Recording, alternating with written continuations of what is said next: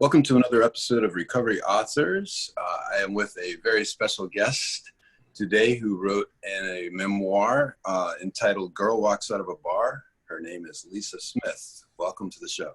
Thanks, Jesse. Great to be here.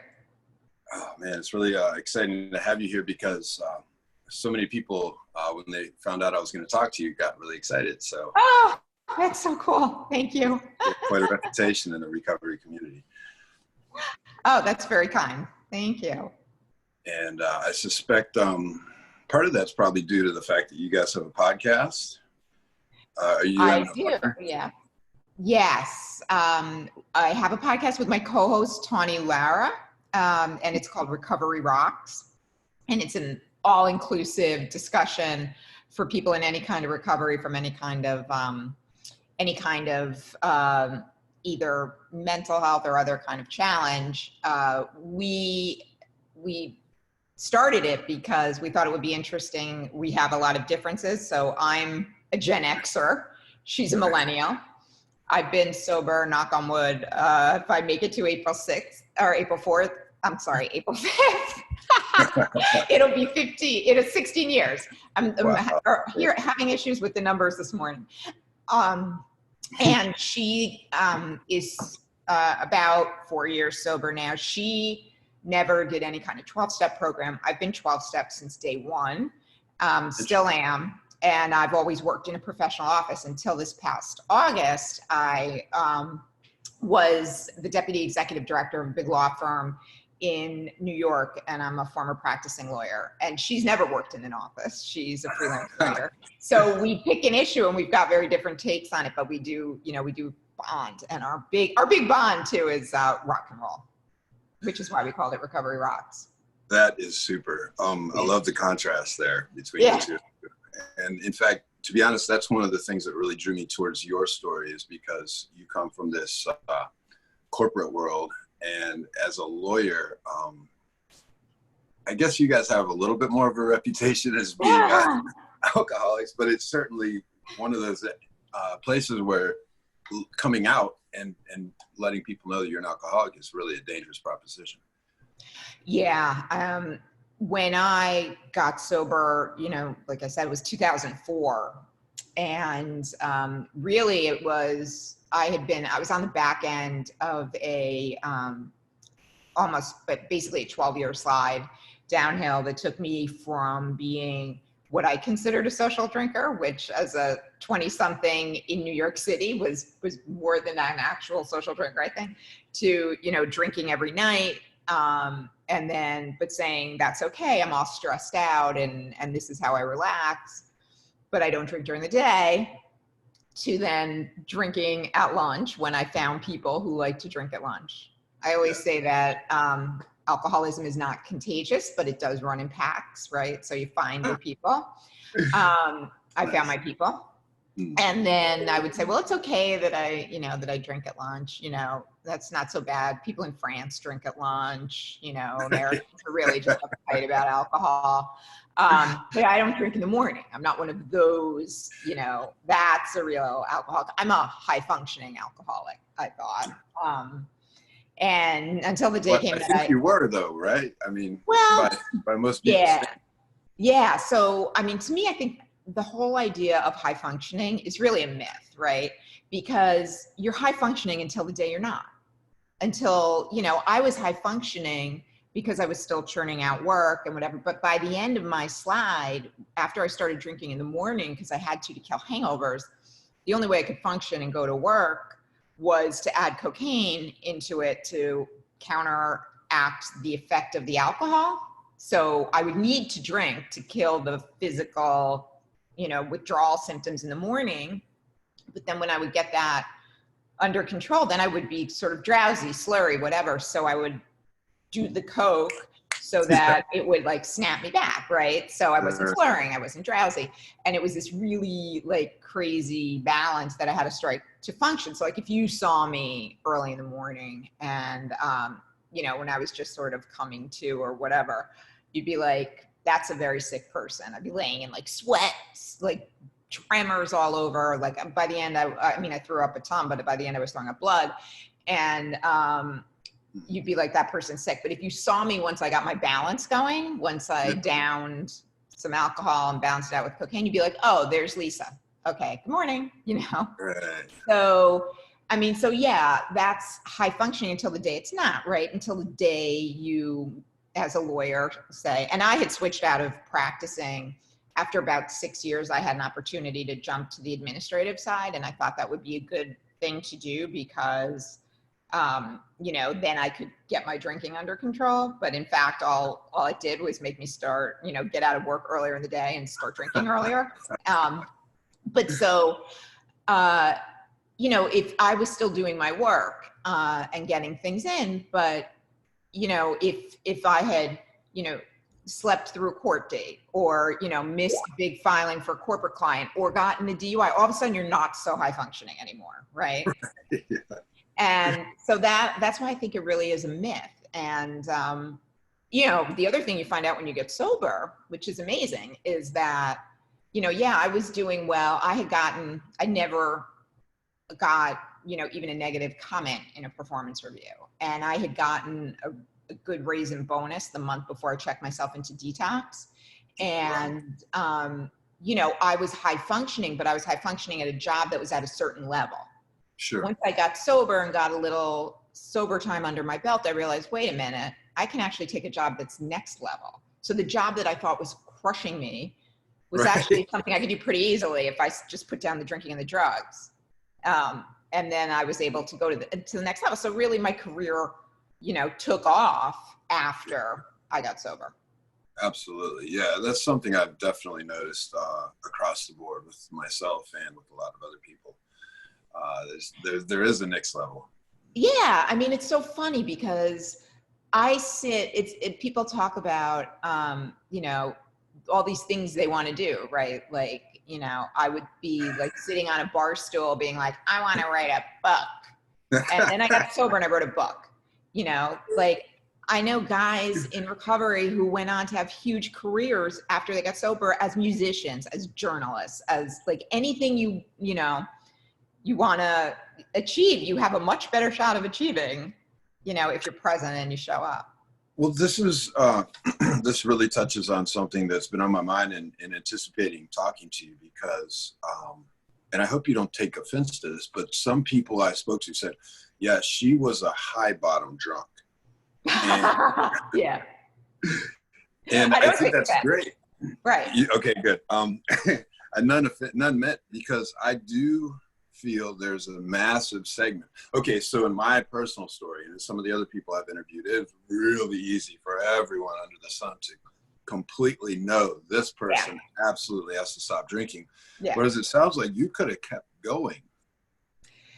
I could have, but I knew, I mean, the reason that one morning, you know, after I had, you know, about 18 months into that round the clock stuff, you know, and I was carrying drugs into a law firm every day and whatever, like it was a Monday morning when I woke up and you know how it's such misery. Like I had woken up so many mornings that my eyes would open and I'd be like, fuck, I can't believe I woke up again. I wish I didn't, you know? But then one morning when I was on my way to work and it was a Monday morning and I was like, dressed for work, makeup on, laptop, New York Times, the whole thing. And I got into the hallway to press the down button in my building in the city in New York to go to work. And I just became like overcome.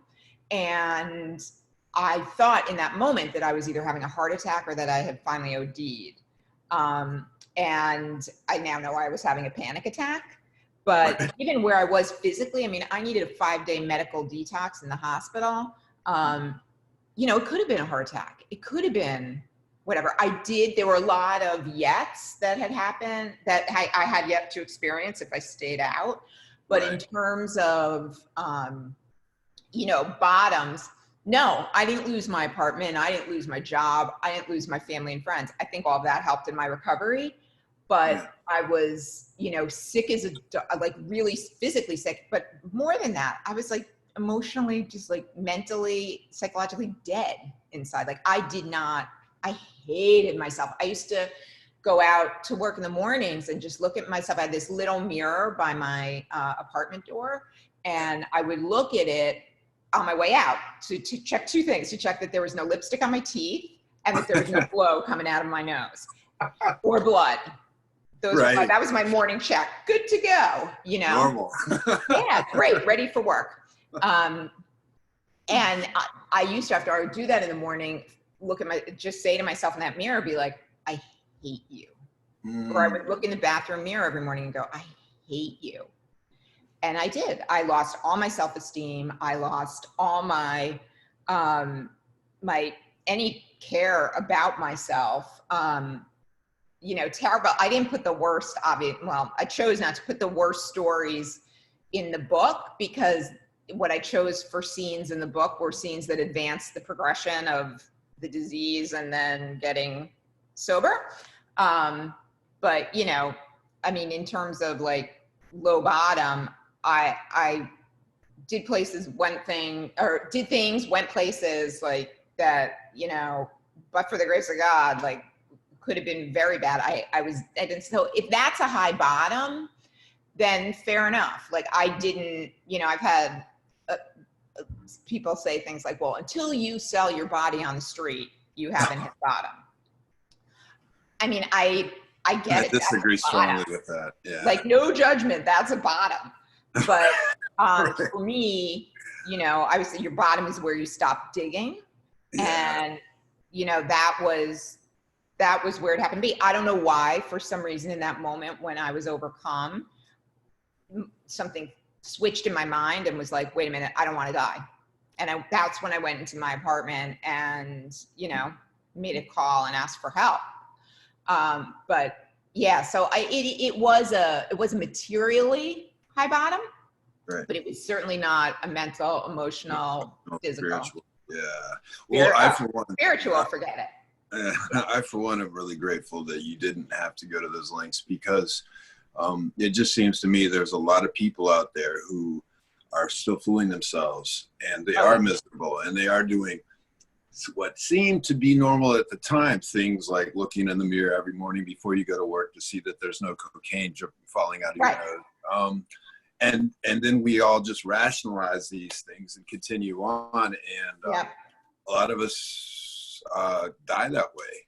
And, you know, I'm really grateful to have your example. And thank you. Yeah. I mean, I feel very, I was very fortunate. I mean, I stumbled around in, you know, on New York City streets in blackouts at 3 a.m. for years and years and years. How did I not get hit by a cab? You know, like, it's scary. I don't know, you know, how that came to be the case, but I'm just grateful it was. And I do think that, you know,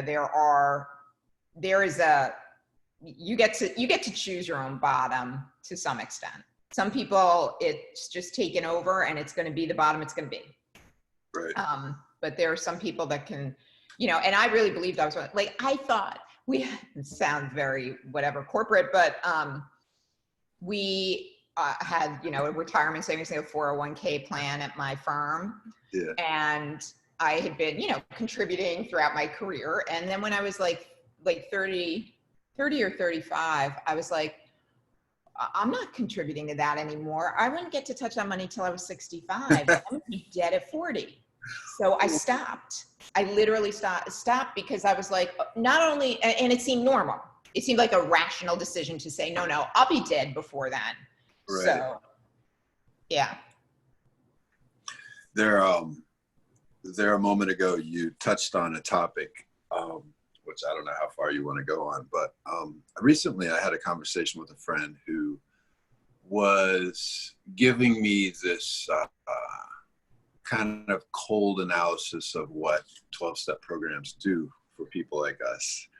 And they kind of cut through and said, hey, we definitely don't believe in the God thing, but we understand how it works for the program. I think I've said enough. What's your take on that? Where do you fall in this conversation? Well, we started talking about the stigma around alcoholism, alcohol abuse, whatever, in the workplace, right? And so, and this is, I'll get to that answer, but this is how it came about for me.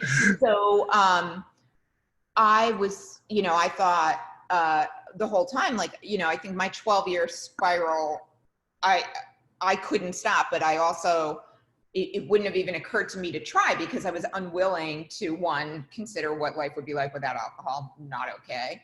And also my firm, my work, like I drink with people at work, like I can't, what am I gonna do, stop drinking? And people would judge me. Like I felt like when I left the Friday before I got sober, like I left my law firm and I was thought of as like, a smart, capable, reliable member of the team. I was not going to come back from like a leave for rehab, which I assume everyone would find out about, even though they can't get that information. And then I was like, I'll be considered, weak, possibly amoral, defective, whatever, I'm not giving that up. I've worked hard to build my career. And so when that day that I decided, when I thought I was dying and I was like, asked for help, I called my doctor and my doctor, I said, listen, I've got a bad alcohol problem. I'm pretty sure I need to check in somewhere. And he was like, I don't know, you gave blood like a couple months ago. You're fine. I was like, really? I told him like 3 things and he was like, okay, you need inpatient, you need it now, you're going today. But we didn't, we looked in, I was like, where does my insurance take? And he was a gastroenterologist. He doesn't know anything about, and this was 2004. He doesn't know anything about that. So the place we found out, for some reason I wanted to stay in the city, was like, it ended up, they had a bed that night and I thought it sounded okay. And I now know that the reason they had a bed was because it was like the worst city psych hospital and the worst detox unit in the city. And it was known as, I learned later, it was known as the snake pit. To the point where I when I was living in New York, I would take a meeting to a different rehab hospital in the city. And I had told my story, and this guy in that detox rehab, he came up to me and he was like, hey, it's a young guy. And he was like, wow, you were in that place. He's like, I just got transferred here from that place. He's like, that place, it's the worst place I've ever been. And I was like, I know. And he was like, no, I just got out of prison. And I was like, okay. Remarkable. Yeah. So anyway, so when I got out, like I wouldn't go away long-term because I was afraid of the stigma. Yeah. So I fought with the doctors and I agreed to go to 2 nights of intensive outpatient a week. Just the weekend. Yeah, right. But I loved the 2 nights a week. I was so tired at the end. I was like done. I was like, tell me what to do, I'll do it. And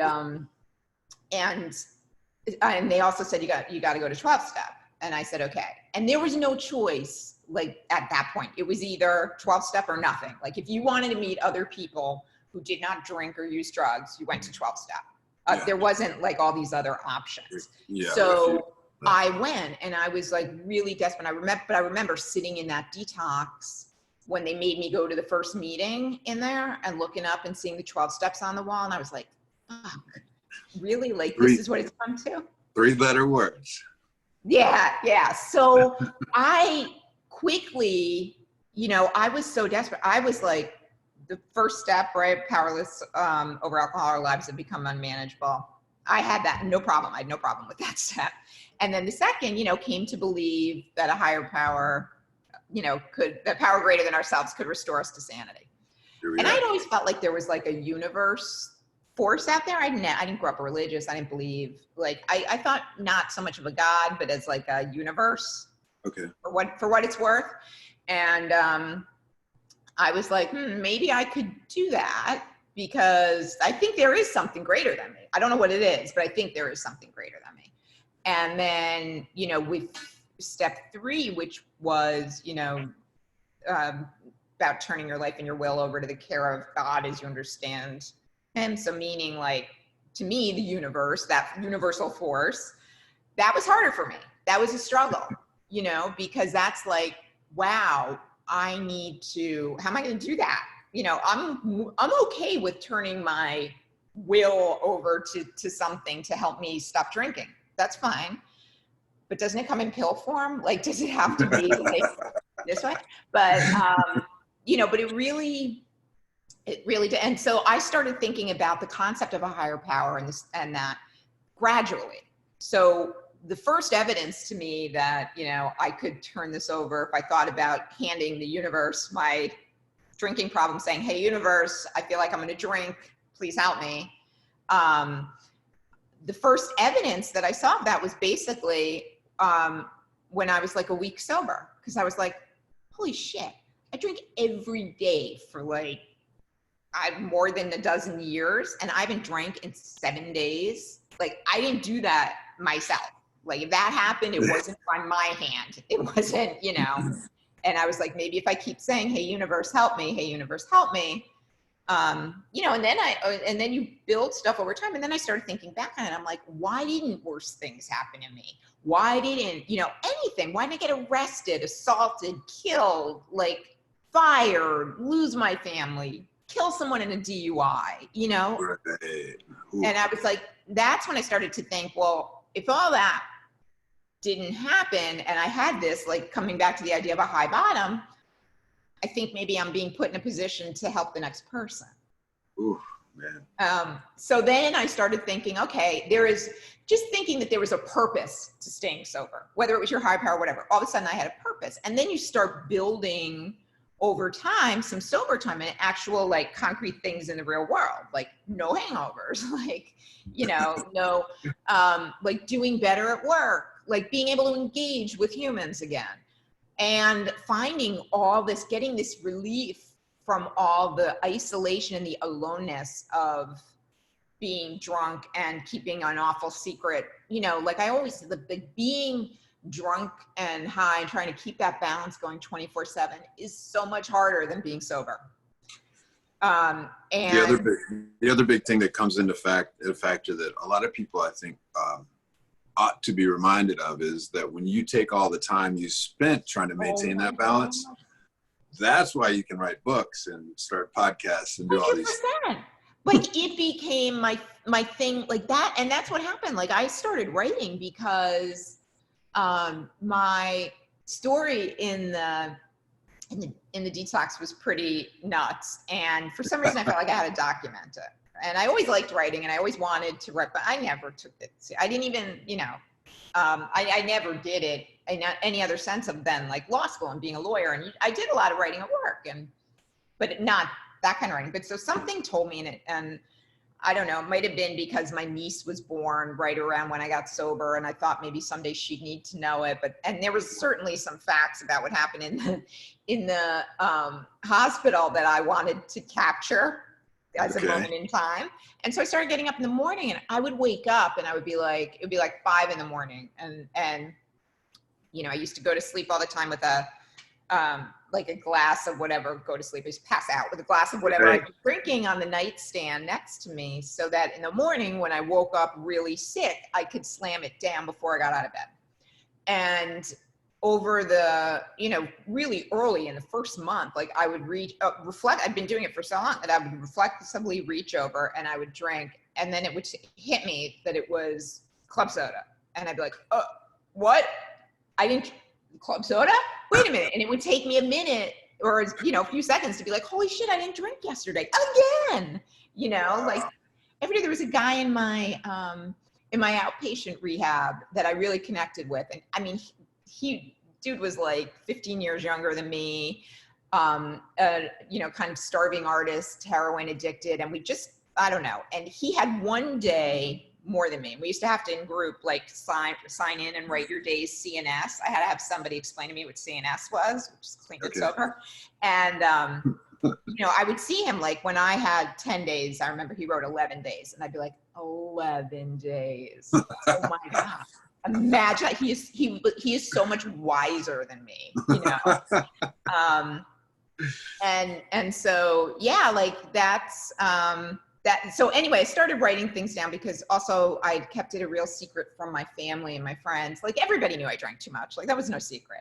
But what they didn't see was what happened inside my apartment, behind closed doors.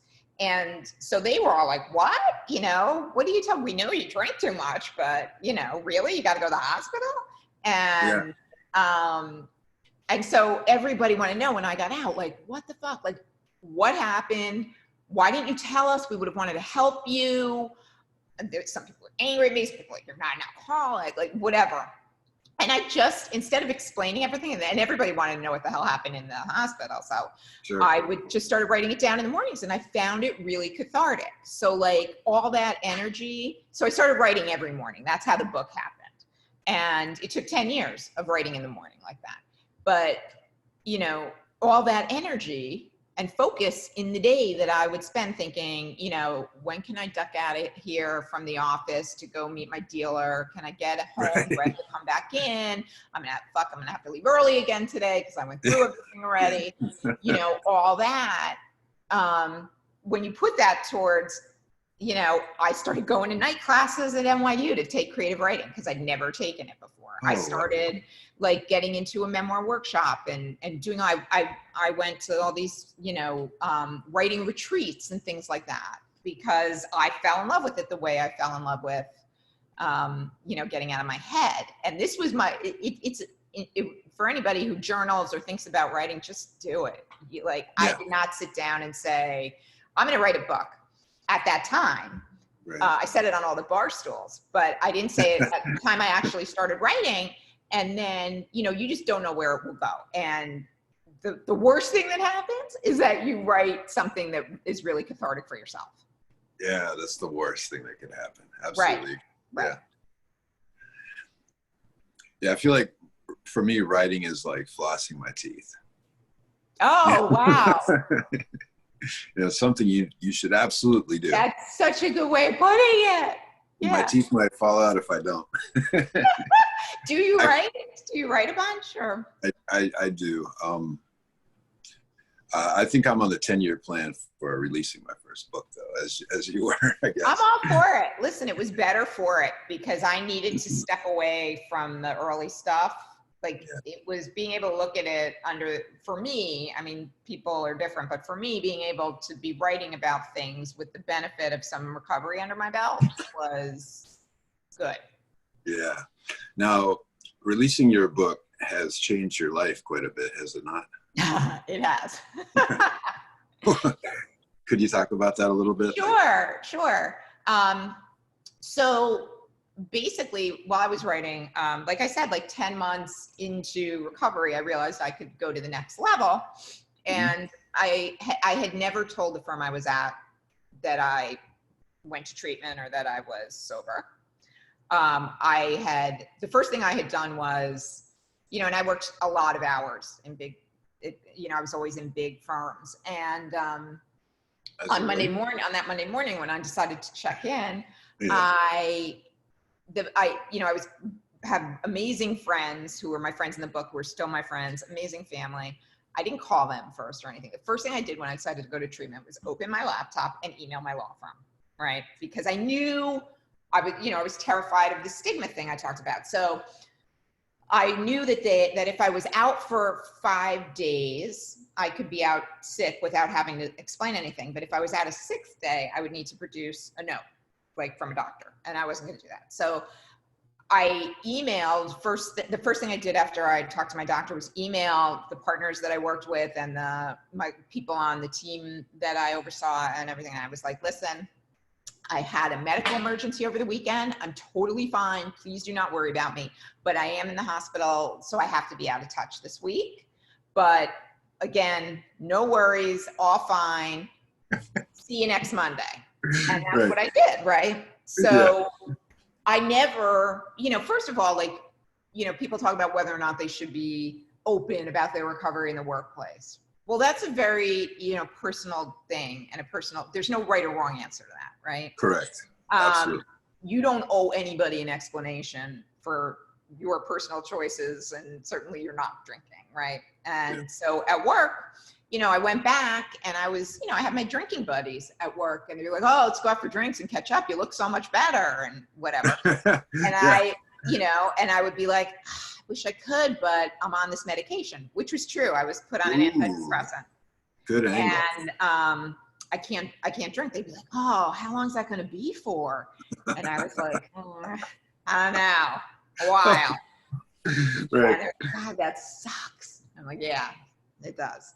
But I keep moving this chair. I'm sorry. So, so I said, I just didn't tell anybody. I told people in my office that I was no longer drinking because I was on medication, which was true. You're not supposed to drink with antidepressants. And I had been diagnosed in the hospital with major depressive disorder, which is what the psychologist in the hospital thought had been driving, that I was probably medicating an underlying depressive and anxiety disorder that I had had all my life, right? As a kid, I started with food. I started drinking and drugging young. Like I always, it was self-medicating. Sure. And then it got just out of control. And so they were like, we're going to put you on antidepressants. So hopefully that will help. And, I was incredibly fortunate to get the right diagnosis and actually medication that worked on the first shot. So I've been taking antidepressants ever since then. I tried a period off of it. I tried the experiment. It didn't work, didn't go well. So now I'm just not experimenting then, staying on it. Anyway, so after about 10 months, I was able to go to this next level job. And I left the firm that I'd been at and I didn't tell them, why should I? And when I interviewed at the new firm, I didn't tell them anything because, none of their business. And I was sober. And I went over there as a director of business development. And I did that job for about 10 years while I was, writing the book in the mornings. I was like a 5 a.m. writer and I would go to a workshop. So people knew I wrote. And, there were some over the period of 10 years, they knew me, they trusted me, I was doing well. And I worked with partners really. And with some of them, I shared my story, if they were a friend and I felt like it was definitely not public knowledge. Definitely case by case. Oh yeah. And it was a 200 lawyer firm and most lawyers, the vast majority of lawyers did not know, or staff that I worked with. And so it was interesting because I was promoted to deputy executive director right before, just 2 months before I got my book deal. And as deputy executive director, I sat on the management committee of the firm, which was the 7 powerful partners and the 2 highest ranking admin people, one of which was me. Okay. So that was my cohort, right? And so I was at the top and in with all the big partners. And I had to, come clean because all of a sudden, there was in the press, Lisa Smith has got this deal. And it's not just any deal. But it's not, no. And so, but everybody knew I wrote. It's funny because people would ask, so what is your book about? And I would say, well, it's actually about a challenge that I had that I feel like I've overcome, and I feel like it can help the next person, help somebody else. And people stop asking me questions at that point. Okay, personal. Yeah. So, nice. So then I had to tell them. And I had to go senior partner to senior partner to be like, hey, but it was, I know. And so, but what was amazing about that and how I knew it was okay was that, because I had thought that basically, some lawyers would read the book because it's a salacious lawyer story, and some of my recovery friends might read the book because they knew me, but I didn't think anybody past that. But I still had to tell them. And so I would, go into the office, knock on the door, be like, hey, I think you might've heard I got a book deal. And yes, that's great. We're so happy for you. And then I would shut the door and be like, now let me tell you what it's about. And, I had a lot of goodwill banked over 10 years and, in my role. So it was not as hard for me as it would have been for most other people. Sure. And, what I found was, I had a very high ranking partner tell me, listen, and I know, when I went easily 85 to 90% of the people, when I would tell them, I couldn't even get the whole story out before they would interrupt me and be like, oh, my brother, oh, you know, my law school roommate, oh, my kid, you know, whatever it was. And that's when I realized, like, and they weren't just doing it in the way of like, you know, I know somebody who has that too. Not trying to be relatable. Yeah. No, it wasn't like patronizing. It wasn't like anything like that. It was like, oh, you know, like my brother-in-law is so just stopped drinking, got sober, and he's coming for the holidays. Like, what do is it okay for me to serve alcohol? Like everybody, people were like, oh, you know about these things? I have questions about these things. So that's when I was like, oh my gosh, we are really ready to talk about this. And, you know, really from the head of the firm, he said to me, listen, I can't control how every individual in the firm responds to this in your book and your story, but I can tell you from the perspective of the firm, you have 1000% support. And from there on, like when I would get asked to speak, they would say, do it, go, stay connected. You know, I was always working remotely when I was traveling and speaking and all that stuff, but like they could not have been better. They could not have been better. And, you know, just really, yeah. So for me, I was able to sort of keep my day job, to very much keep my day job, but also to build this whole thing around helping other people, especially lawyers. Like you said, there's this big study that came out showing how bad it is among law firm professionals, but it's the staff too and everything. And I started, you know, getting asked to speak at a bunch of places, and I was doing that. And, you know, people started asking me, because I have all this administrative law firm, you know, experience for years in senior management, you know, what do we do at our firm? How do we do that? So I was both the person who had, you know, and does deal with the issue as a life issue, but also somebody who can come to you and say, as a law firm, here's what I think might be, you know. Yeah, my brain immediately says, consulting role. Yes, so that's what I finally did break away at the end of August. This past year? Yeah. I just moved out. I just left in August of 19, and we relocated to California in September.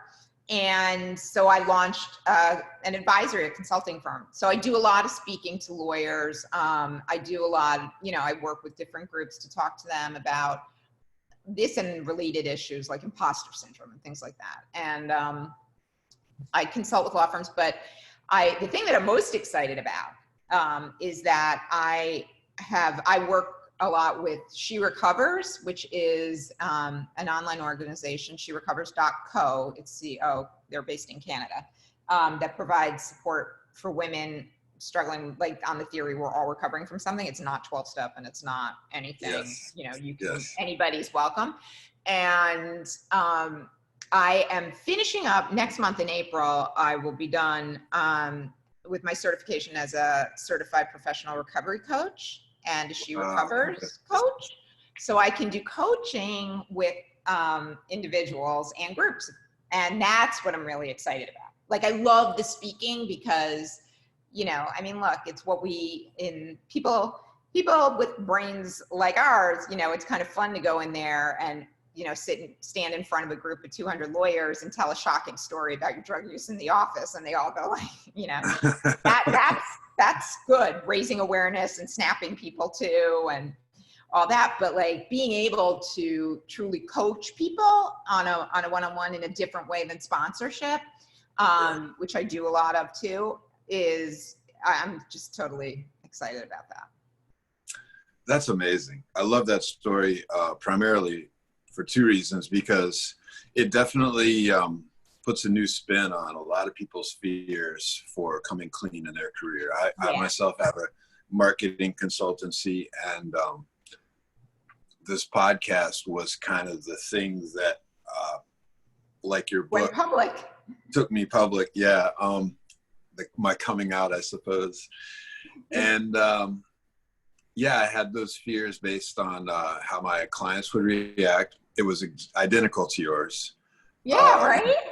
You know, I remember a recent client just told me the other day, you know, I've got a son, you know, and that's where it goes. That's where it goes. Yeah. That's when I knew this was this truly touches everybody, because you have all these people, right? This client you work with, you talk to all the time, you consider a colleague, and whatever. You have no idea what's going on in their personal life. Right. Yeah. I'd be in an office with these people more than I was with my family or my friends. I had no idea that all these different people in different offices were touched by it in different ways. Everyone is. Yeah. And then my door was always open. Anybody want to come in and talk, so. Yeah. I mean, so for, if any listeners out there are wondering whether they should do that, I mean, there are still, I think, some industries where there's a legitimate concern and they should remain anonymous. And even in the legal industry, certainly there's still, even though I've been yelling and screaming about it for 3 years and there've been studies out, it's really a case by case thing, right? If I'm somebody who is up for partner and I'm gunning for that, right? And you gotta not really the best time to bring up your cocaine. Right, you really might not want to do that yet. And that's okay. Like, there is nothing, I feel like sometimes I hear from people who are like, how do I tell my firm? Or how do I tell my employer? And my first question is, do you need to tell them? Sometimes you can't control it. Sometimes it's going to be like, what easily could have happened to me is I could have flamed out in the office. I could have gotten caught with drugs in the office. I could have been busted being drunk in the office. And then you have no choice, right, to tell them. Yeah. But if you do something about it before that point, then you get to make the decision. You get to make the decision about, a lot more things. And it really is. It's totally case by case. I never say to people, go tell them. That's empowering. Right. Sure, it's empowering, but it may not be the best choice for your career at that moment. Yeah. The other piece there that I love to talk about, it's kind of in alignment with what you told me about She Recovers. We've got a little Facebook group, and I wanted to bring this conversation into this current issue with the COVID-19 virus, preventing people from going to 12-step meetings right now. There are a lot of cases where people with long-term sobriety are relapsing. And we have right now online, we've got a little Facebook group, and we've been doing nightly meetings at 7:30 here Eastern. And we've had people with all sorts of addictions, from a sugar addiction to a sexual addiction. And, it's just, you're right. Everyone is recovering from something or not, or floundering. Right. And even if it's grief or it's, a physical disability, whatever it is that you need some support on, that's all. Yeah.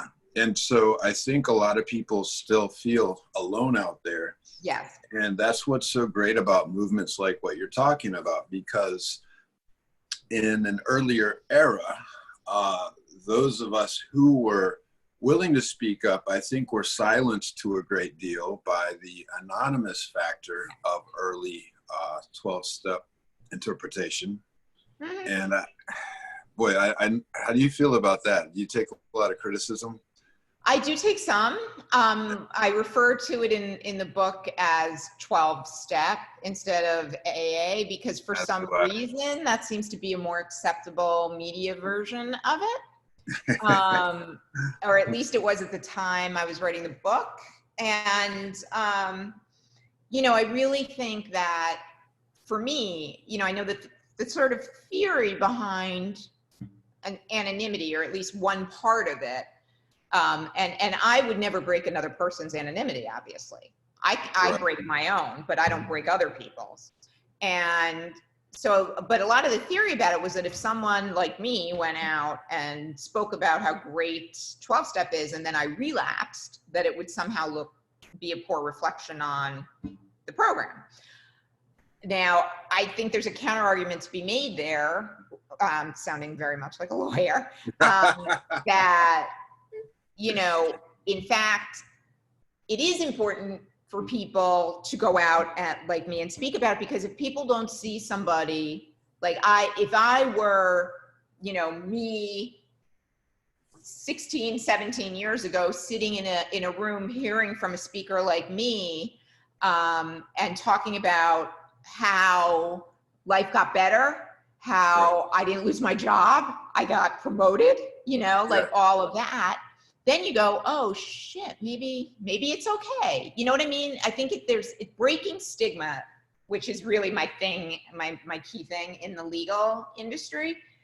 The most effective way of breaking stigma I have found is showing by example, right? Like showing that, hey, here I am, this is what it looks like. It's not like a paper bag in a back alley. And it can be that, it can be this too. And there is a life afterwards, and it gets better, and you're afraid you'll never work in the legal industry again. I'm here to tell you I have a better job in the legal industry. And there's been stuff like I can't do that if I can't say I got sober and here's how I got sober. The other piece of it is that, you know, people who go out and then, you know, they're public about it and then they relapse. You know, relapse is a very real part of most people's recovery stories. And, you know, to think you're going to go into recovery. I mean, I think it was a combination of, you know, not having to come back and face court, not having to come back and have no apartment or whatever, or lost whatever. And I got the right diagnosis in the hospital. I started medication that truly helped me. And also when I got sober, I was fucking done. I had no juice left. I was like, tell me what to do and I'll do it. I think those three things are why, and I dove right in. I think those three things are why, you know, almost 16 years later, I haven't relapsed, but that could happen. But for most people, a lot, you know, there's so many stories where relapse is a huge part of it. And people need to hear stories about people relapsing and coming back. You can't think if you relapse, you can never get sober. You just said it right there. Yeah. Yeah. That's actually kind of an issue I have as well. I think once people join the program, I think that I would love to see people more facilitating to those who leave and return. Because like with any deadly disease, you know, you can beat cancer and 100%. I mean, you know, there seems to be a double standard there. And in the workplace, you know, why should it be like if a partner or somebody came back from a heart attack, would you not staff that person on a deal? No, you would put that person on a deal.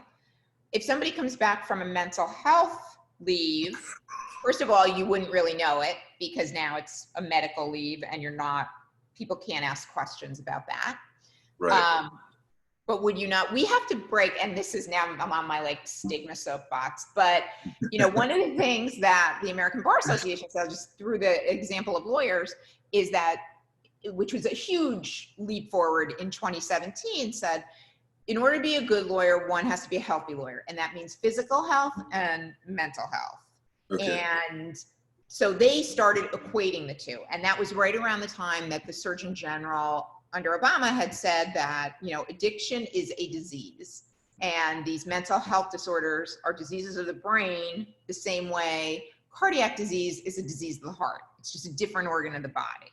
And so, you know, we have to treat the two things the same. Like the example I usually use is, listen, if I got diagnosed with diabetes, I would go to the appropriate specialist, doctor. I would take whatever medication that doctor prescribed, and I would do the things I needed to do to support having that condition in check. Lifestyle changes, you know, exercise, diet, you know, whatever it is. I have major depressive disorder, and I am someone in recovery from addiction. I have a brain disease. Right. I go to an appropriately qualified doctor specialist to treat my that disorder. I take the medication that I am prescribed by that doctor, and I do the lifestyle things that I need to do to keep that in check. I go to 12-step, I exercise, try to eat right, sleep right, all those things. And why are the two different? They're just diseases of different organs. And, you know, until we really fully grasp that, you know, it's going to be an issue. And the other thing that I hate to say it, but, you know, it is so stigmatized in the healthcare system, right? Like I have good health insurance.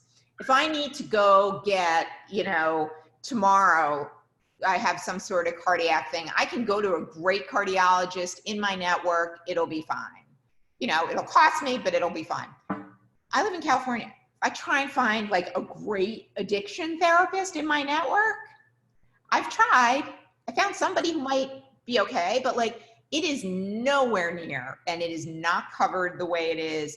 And the biggest complaint I hear from lawyers and others in the legal industry is like, yeah, I want to be mentally healthy, but my New York City health insurance plans don't cover any good therapists. No good therapists are in those plans. So I can't spend $300 a shot for a week for a New York therapist. So I'm choosing not to go. Like, how is that forwarding? Like, would somebody, you know, sort of ration your cardiologist appointment? Well, you know, what's interesting about that is as I'm listening to you, I'm realizing, so you're looking at things that we can, these tangible things we can see. We know the heart thing, you know, we can understand that. The mental thing we cannot see. Now, what have we got going right now? We've got this virus traveling around that we can't see, which, you know, I hate to say it, but typically out of horrible things come good changes, at least in my experience. So I you know, this is kind of hand in glove. It's going to drive some serious change. I totally agree with that. I totally agree with that because it is going to, I mean, we already had a mental health crisis in this country before this happened.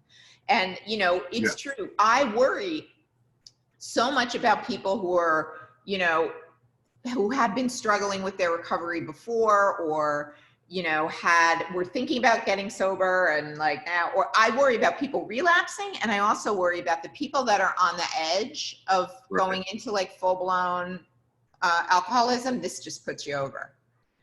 Because like it's like, to me, isolation was like a hothouse for my disease, you know. Yeah. Fridays, I would, you know, leave as early as I could to meet the dealer, have, you know, the liquor store that had my credit card on file that would be like, hey, Lisa, because I had long ago stopped pretending that I wasn't a total alcoholic to the local liquor store. Yeah. You know, 1 million packs of cigarettes. And then once the dealer left in the afternoon, shut that door, lock it, bolt it, pull the curtains, and I'm done until Monday morning. Like, you're not going to see me. I'm going to tell everybody else in my life that I have to work this weekend. So nobody gets suspicious. And I'm going to even tell myself that. I'm going to bring some work home and go like this at 3 in the morning on my computer while I'm watching some fucking National Geographic special, you know. And that was it. So like this to me has been triggering the isolation, Indeed. Ooh, wow, nowhere I'm supposed to be. I'm supposed to stay home. Yeah. You know, like that for me has been. Don't let anybody in. Yeah. Yeah. And so I really worry for people, you know, sort of newly there, but what it is doing, and I think you're right about sort of the silver linings that will ultimately come out of it that aren't here now, but now the Zoom meetings, like She Recovers, also for any women who are interested in checking it out, a nightly Zoom meeting, 5 o'clock Pacific time, so 8 o'clock Eastern. Yep. Every Every night, just, you can be anonymous coming in, you can do, you know, you don't have to identify yourself to come in. And it's sherecovers.co. And you can let me know if anybody has questions about that, if they have trouble finding it or finding the link. And we'll put that in the show notes. Absolutely. Yeah, and also like I'm now plugged into meetings in LA on Zoom that I never would have been plugged in. I'm speaking at a meeting in LA tomorrow morning from down here. Wow.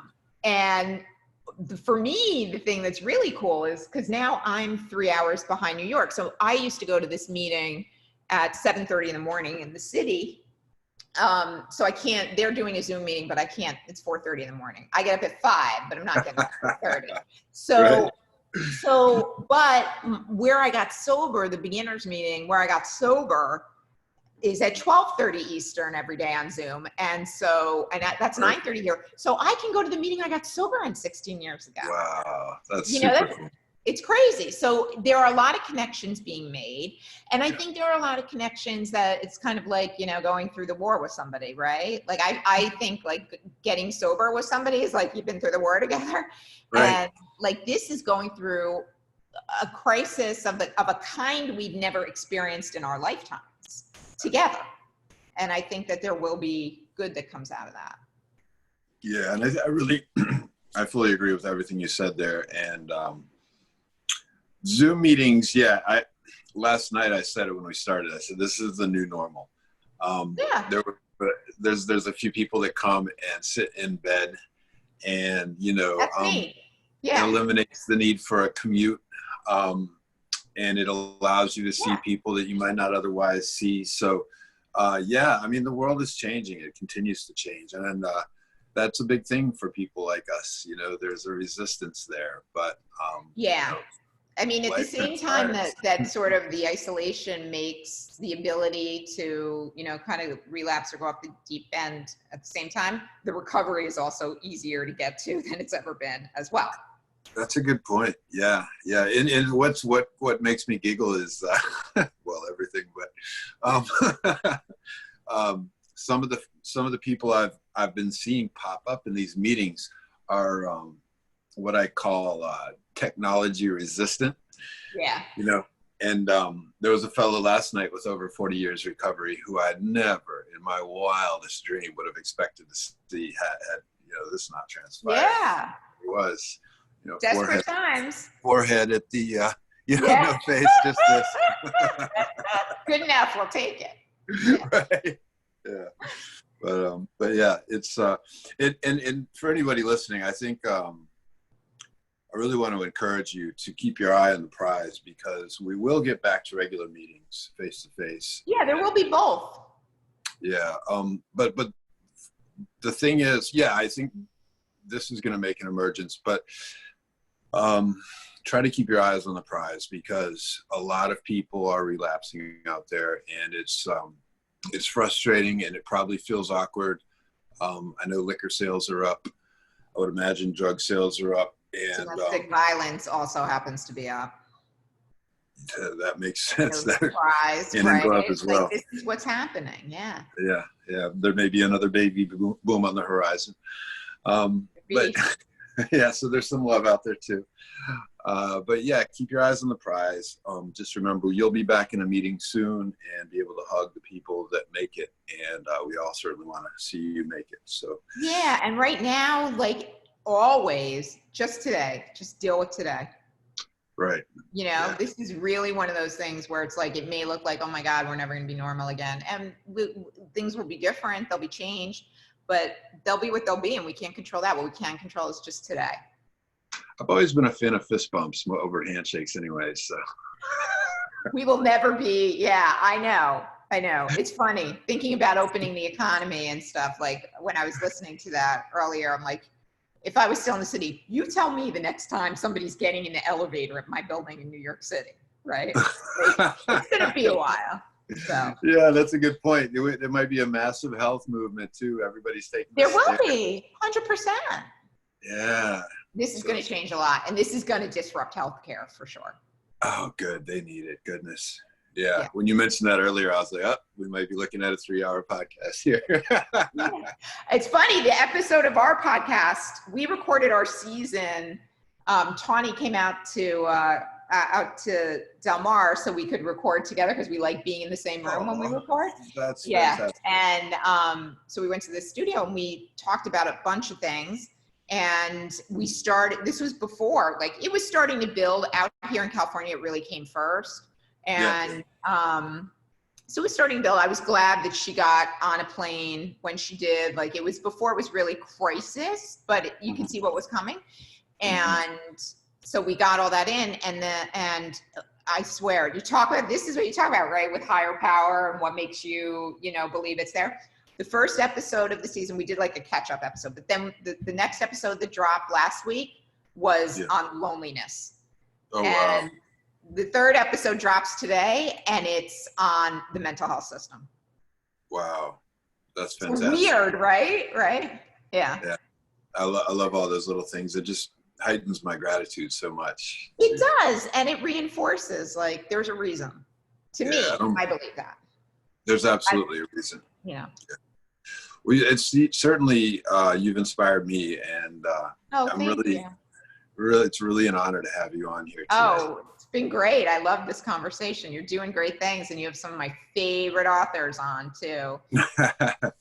Yeah. That's another God thing, I suppose, because I came up with this several years ago when I was still using drugs, and I wanted to be able to meet authors who were writing all these books. And I know that's so cool. A lot of people aren't going to be able to read the books, but if, we could get their greatest ideas and an introduction to each, people can go deeper on the ones that really resonate. So that's so it's great. An honor to have you. I love Your it. life Thank is you. Amazing. Yeah. No, thank you. It's really, really an honor to meet you. Lisa Smith, the best place to find you, and tell us about it. Is my website's Lisa Smith Advisory with an O.com, and I'll be updating that soon with all the coaching stuff too. Our podcast is Recovery Rocks, that you can find on Spotify, Apple, wherever you find your podcasts. And you can find me on, I'm on Facebook also, but I'm on Twitter and Instagram at Girl Walks Out. Girl Walks Out, a great book. Check it out. Buy it on Amazon. Anywhere, yeah. Check out Lisa's podcast, and chase her on Twitter. Chase me. Yeah, and seriously, DM me if you want information on anything that we talked about, like those Zoom meetings or whatever it is. I'll post everything for this episode on recoveryauthors.org. Thank you so much for listening. Lisa, thank you for coming on. Stay healthy. Enjoy yourself out there in California. I'm a little bit jealous. You stay healthy and safe there too. Amazing work you're doing. So honored to be with you. Thank you very much. Have a great day. You too. Bye-bye.